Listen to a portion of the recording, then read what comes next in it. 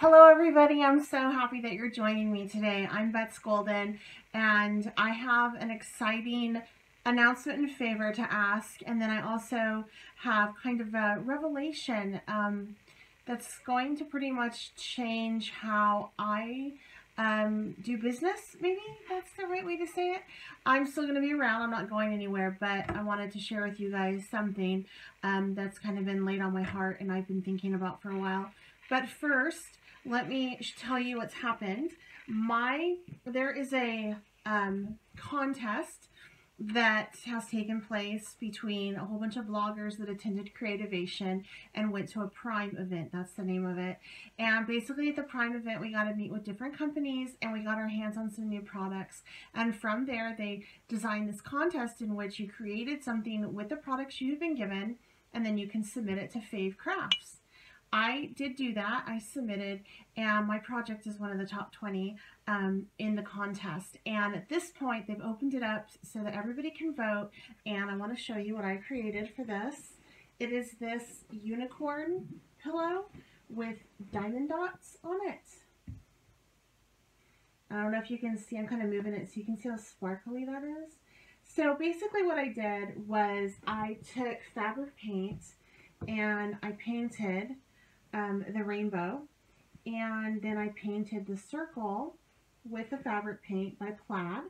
Plaid gave us the Mod Podge Ultra, which if you've been watching my channel, you know how much I love that.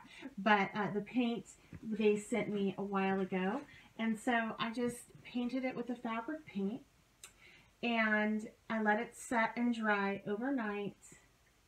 And then I set it with an iron to make it permanent, and I used some parchment paper just to make sure it didn't like clog up my iron. For the unicorn, I used the diamond dots that they gave me by Leisure Arts. I hand laid all those beautiful little gems that sparkle so pretty. It took me about a week to make this project in the evening. Once I got all of my diamond dots laid, I went ahead and trimmed it out, and then I used some fabric tack by Beacon to adhere it to the pillow front.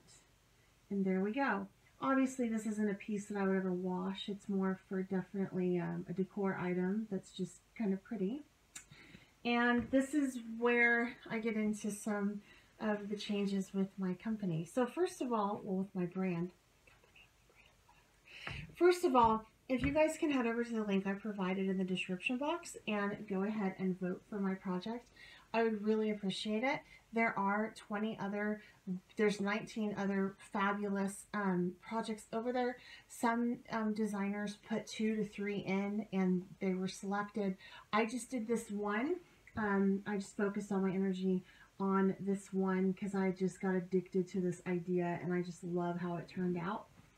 So I only submitted one, and thankfully it was selected, but I believe there were over 200 projects that were submitted. So after you vote, go over, there's a link provided so you can see some of the other top contenders. Go check out their projects too because they're fabulous. I mean, there's some really top-notch stuff over there, but I would so appreciate your vote. There is a cash prize, and Leisure Craft is doing something for the winner if they use their product, which obviously I did. But anyway, with that being said, I have been, as you guys know, oh, and you can vote once a day on each device. So if you have an iPad, an iPhone, a computer, a laptop, you can vote on all those devices once a day. So 4 votes a day, and it runs through April 23rd.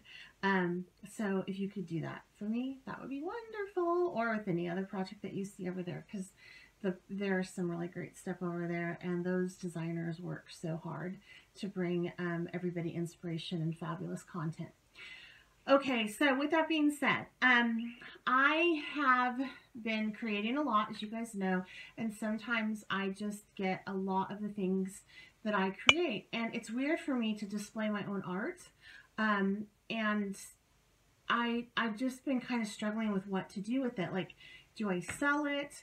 Do I donate it? Who do I donate it to? And I really want to give back to the community.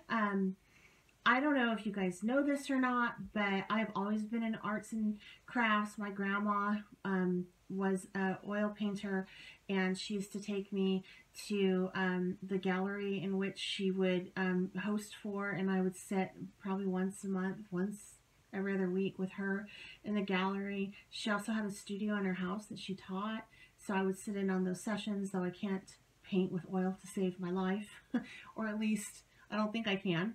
But that's kind of what turned me on to art, and I've had my hand in it for forever. I can't really tell you a start date in which I started to do art and craft and things like that. She actually died a couple years back with dementia, and the only thing that she remembered was her art.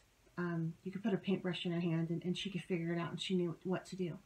So I know that art heals. I know that it's super important, and it was important for me recently.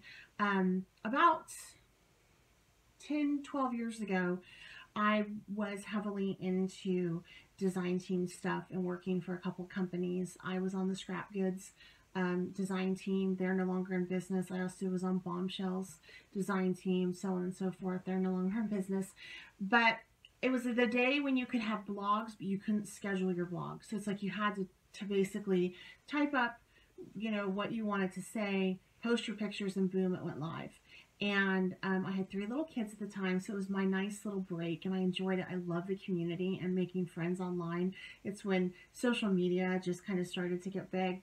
I really loved it, and I had, at the time, I believe, 2 4 and 6-year-olds. So this is 12 years ago. And my mom, who was in another state, all of a sudden got ill. She got a staph infection, which they checked around her body and found out she needed triple bypass surgery, which is very common for people in my family. She's single, and she's no one to take care of her. So I flew back and forth between states, taking care of my mom and taking care of my family. It was really hard on my family. It was really hard on me, especially when you're in that situation. Sometimes people think that they can kind of unload on you, and you're just trying not to fall apart. So I had to let my art endeavors in the design world go because I needed to take care of my mom. And I did that for about 3 years. And then by the time I was ready to come back into it, things had changed so much, and we were at a different place in our life. And I didn't really, I started to do it like for myself, but I didn't really share much. And then in 2000, and I was starting not to feel good too during this whole time. I was starting to be tired all the time. I needed naps in the middle of the day.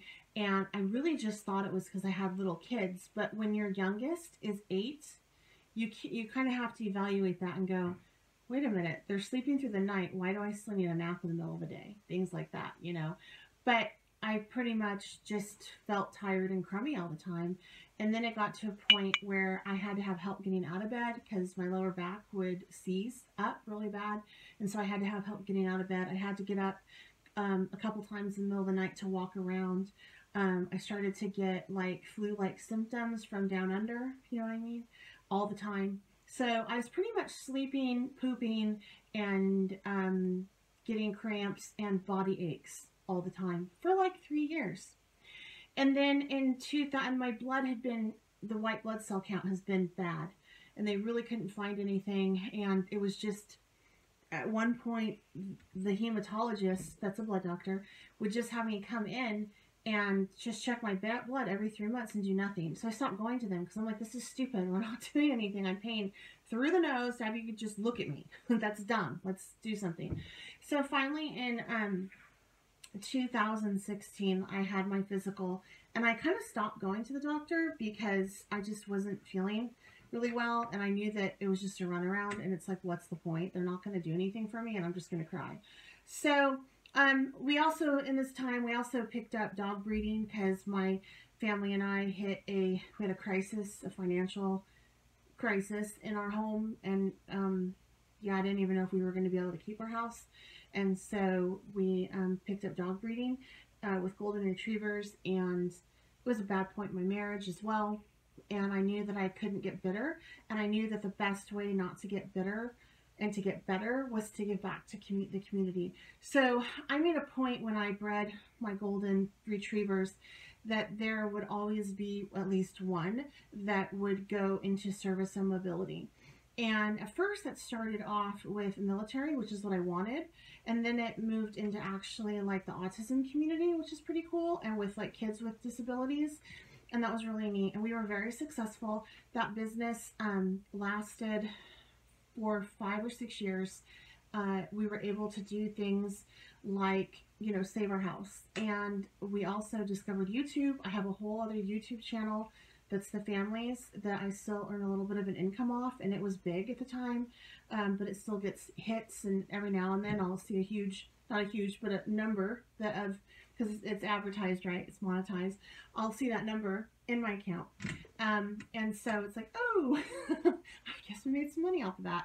So anyway, but when I started to get super sick in 2016 was the worst, and I couldn't function anymore. And my puppies, when I had them, they were inside the house. They had a whelping little box. I had a little cot that I laid next to the whelping box, and I checked on them every hour to make sure that mama didn't roll over on them. And then I also did like temperament stuff with them, and some conditioning and training and things like that with them as well. So it's not a puppy mill. It was totally hands-on. People that were not, you know, that were not in we're not looking for a service dog, because I would go through organizations because they would train them and then place them with a family. They would have to go through an application process that was pretty brutal. To get one of my dogs. So I loved my dogs. I love all of my dogs. They all went into great homes, but it was a lot of work. I shoveled a lot of doggy poo-poo, and you know, there's a time when Mama Bear, when the dogs were supposed to go on a solid food, that she vomits her food up for the dogs. I dealt with that a lot, you know, so I'm not afraid to work hard to earn money. But it also is exhausting. It was more exhausting to have a litter of puppies than it was to have an infant, in my opinion. So I was super sick all the time. I had these dogs, and we just got to a point where I couldn't do it anymore. And I needed to go through some rigorous medical testing at that point. And I just knew that I had to focus on getting better. And so with a heavy heart, we had to let the business go. And it was so hard to do that. And of course, we didn't, you know, those dogs are our pets too. And so they're with us. And, you know, so we didn't rehome them or anything like that, but we did have to stop breeding. That's what I should say. And I found out what was wrong with me. I have celiac disease, which I just basically can't tolerate gluten, which is an easy fix. All I have to do is just avoid gluten, and I don't wake up sore anymore. I only need 6.5 hours of sleep at night, and I don't have those little down under issues that I did before, the pooping, okay? But if I get cross-contaminated, it can get dangerous. I could lose my intestines, seizures, I could die too. So I really have to avoid it, and I can't have it on my skin either. So that's always fun, because I'll break out in a rash, and I actually had 3rd-degree burns this year because I put a moisturizer on my face that had a byproduct of gluten, and I didn't recognize the name of it in the ingredients list, and I ended up in urgent care and had burn cream on. It was so bad. But anyway, I digress. So I'm feeling physically better, you know, but I'm just, I was sad too, because I really think that giving back to people and helping others is part of life. And if we're not helping contribute to make the world a better place, then I don't know if we're living fully. And so I've been, this art, I got back into it in 2017. My friend came out to Creativation, and she took me, and we actually met through crafting, and she took me to Creativation, and I got back in touch with companies and started to get on design teams again and started to do YouTube. And so in the process of my body healing, and I still needed weekly injections, sometimes more than weekly injections, because my vitamins don't absorb like your vitamins do, because the celiac in my system doesn't work anymore, or didn't at the time. And so I was going in and getting injections. So it's not like I could really go get a job, because I still was dealing with some of the ramifications of the disease. Now I'm okay for the most part. But it was, art for me at the time was really great, because it allowed me to work through dealing with being sick and all, life in general. And so I really, really love art for that. And I can never walk away from it. I mean, even if I have to take a break from the design world, I never have walked away from it. I never could walk away from it. But in the same token, I'm not giving back to community right now. And that bothers me. I want to give back. I want to help others. I mean, I'll donate art supplies to, charities and stuff, but I want it to be on a regular basis. It's so important to me that I give back. And that's just who I am. That's part of my mission statement as a person, is to do that. And it's also a really good example for my kids. So I'm like, well, I can't give art to, people. How do I do that? And it's like, well, yeah, I can give cards and stuff to hospitals, and I'm totally okay with doing that. But what about, projects like this? I don't think that a soldier who needs a service dog necessarily can benefit from this as much as they could maybe from the money that I could sell this for, and I could give a portion of that to a charity. So that's what I'm going to do. I'm going to start to sell my art, things that I create. I'm going to start to sell, and I think I'm going to just do it via Facebook on Bets Golden. I'm just going to start an account over there, like an album for art, and it's going to go, and when I say portion, I mean at least 50% of whatever I earn on a project or card set or whatever is going to go to charity. And the charity that I've picked, and I've gone back and forth because I'm like, well, it's art, it needs to stay in the art world. But no, my heart has, and I started off and I got successful because of providing dogs for wounded soldiers. So I'm going to donate to a local branch called Soldier's Best Friend. And so 50% of whatever I make on my art projects is going to go to that. So that's what I'm going to do. And so my next question is I don't know if the best way to do that is for this particular project, is to auction this off. Like, would that make more money, or just set a price on it and just let it go? I would love your input. So do you think that I should auction this off, or do you think I should set a price on it? And what price point should I set it for, or what price point should I start the auctioning off on this? I really need your help, because I don't know. I know that custom pillows from other artists start as low as $49.95. So, and this one is super custom. It's not printed on anything. It's my design right on the canvas. It's not like it went through a factory. So I think I could probably get more for it because of that. And if it happens to win the Fave Craft 2019 contest, that even brings more value to it. So that's where I'm at. That's where I'm at. As far as other things, like I have a card set that I made last night that's super duper cute, but I can only mail out so many cards for so long. And I'm thinking, I could sell this. I could sell 8 cards for $30 and, give at least half to charity. I can totally do that. And it may be more. If I don't have to pay for my product, then I'm just going to donate it, that probably like at least 75 to 80% of it to charity. So that's kind of where I'm at. I feel so much better. about my brand now. My brand, that makes me giggle. With this new change, because I really want to give back and I want to have a sense of purpose.